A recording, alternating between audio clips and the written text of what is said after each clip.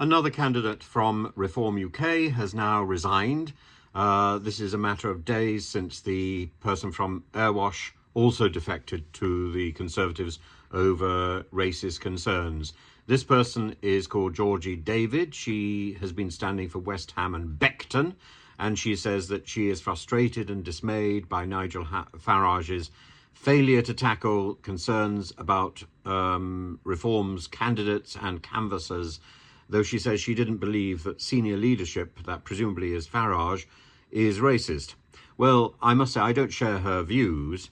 I think that particularly my observations of UKIP, which Farage also ran, was that while Farage himself may not necessarily have been racist, he certainly indulged it in the senior leadership that surrounded him. Not necessarily the people out on the streets, but the people in the back offices, people like the person who ran his campaign for South Thanet, who was a member of the National Front. So, and even when that was exposed, he remained the person, he remained his agent in South Thanet. So, you know, the evidence is there. Farage is supported and friends with and allied with a whole range of thugs and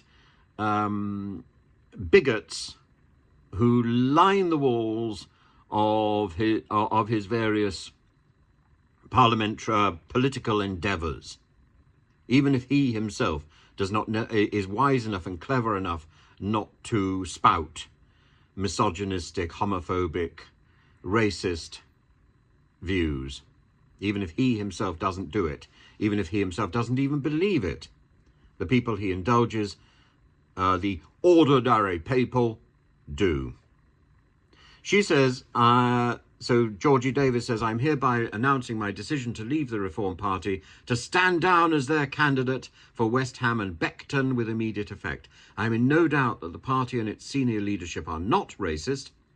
However, as the vast majority of candidates are indeed racist, misogynistic and bigoted, I do not wish to be directly associated with people who hold such views that are so vastly opposing to my own and what I stand for. I also have been significantly frustrated and dismayed by the failure of the Reform Party's leadership to tackle this issue in any meaningful way, and their attempts to instead try to brush it under the carpet or cry foul play. As such, I have now suspended my campaign with Reform and I am endorsing the Conservative Party. I would encourage all my fellow patriots to do the same. Now, yesterday, Maya Tusi put out a piece where he said that there had been some evidence of the Conservative Party playing dirty tricks and offering bribes and favours to Reform Party candidates who quit the party and endorse the Conservative Party.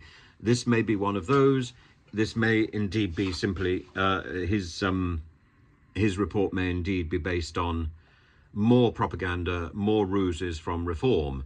But you know, to be fair, that may be going on, and the Conservative Party have certainly indulged in dirty tricks.